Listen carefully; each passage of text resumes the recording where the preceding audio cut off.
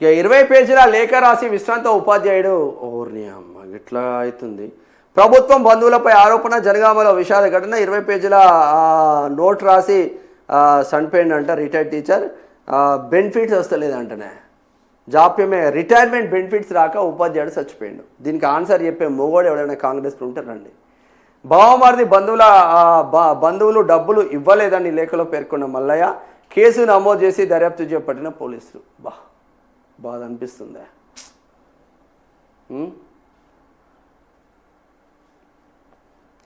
బాధ అనిపిస్తుంది.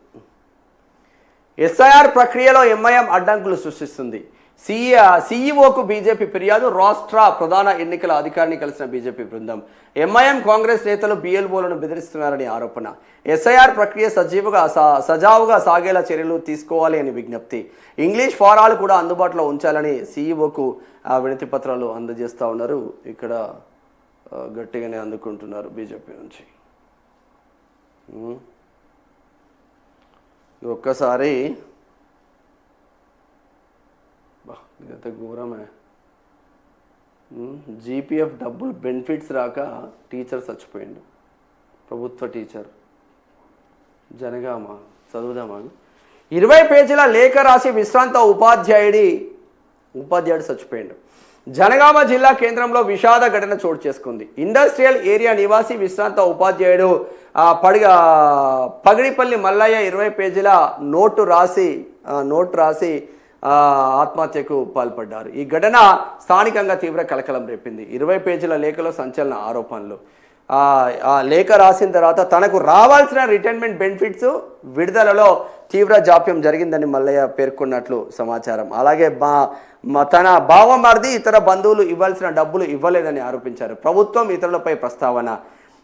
నోట్లో తన మరణానికి తెలంగాణ ప్రభుత్వం రిటైర్మెంట్ బెనిఫిట్స్ ఆలస్యం కావడం, అలాగే మరికొన్ని వ్యక్తులు కారణమని మల్లయ్య పేర్కొన్నారు. ఈ ఆరోపణలపై పోలీసులు లేఖను స్వాధీనం చేసుకుని పరిశీలిస్తున్నారు. పోలీసుల దర్యాప్తు. సమాచారం అందుకున్న పోలీసులు ఘటనా స్థలానికి చేరుకొని మృతదేహాన్ని స్వాధీనం చేసుకున్నారు. కేసు నమోదు చేసి నోట్లో పేర్కొన్న అంశాలపై అన్ని కోణాల్లో దర్యాప్తు చేస్తున్నారు. మరి ప్రభుత్వానికి చెడ్డ పేరు రాకుండా చూసుకోండి సార్. పోలీసులు చేయాల్సింది ఫస్ట్ అదే కదా. 30 సంవత్సరాలు నేను ప్రభుత్వ టీచర్గా పనిచేసి ఎంతోమంది విద్యార్థులను చక్కదిద్ది, ఎంతోమంది విద్యార్థులు డాక్టర్ లైన్లు, లాయర్ లైన్లు, ఇంజనీర్ లైన్లు, సాఫ్ట్వేర్ ఇంజనీర్ లైన్లు ఎంతో ప్రభుత్వ కొలువులు చేసుకున్నారు.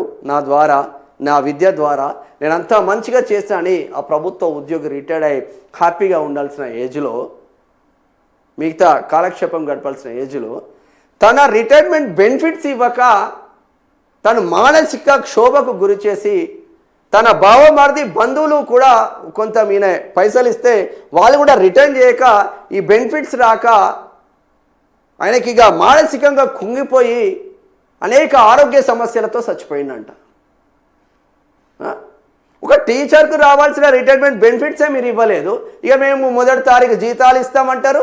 అవుట్ సోర్సింగ్ వాళ్ళకు 8వ తారీఖైనా జీతాలు రావు. మేము 1వ తారీఖు జీతాలు ఇస్తామంటారు, ఉద్యోగస్తులకు జీతాలు రావు. ఏమైందిరా నాయన ఏం చేస్తున్నామంటే సీఎం గరమైండు అధికారుల పైన. ఎవరి కోసం గరమైండు? మరి గరం అయితే ఎందుకు వస్తలేవు ఇప్పటికీ? ఆ గరం అయితేనే ఉంటాడు. ఆంధ్రజ్యోతిలో ఆ వార్తలు వస్తూనే ఉంటాయి. తెలంగాణ జ్యోతి కాదు, అది ఆంధ్రజ్యోతి, అది రేవంత్ జ్యోతి. సిగ్గుపడండి. ప్రభుత్వ ఉద్యోగి లెటర్లు రాసి చచ్చిపోతూ ఉంటే సిగ్గుపడండి కాంగ్రెస్.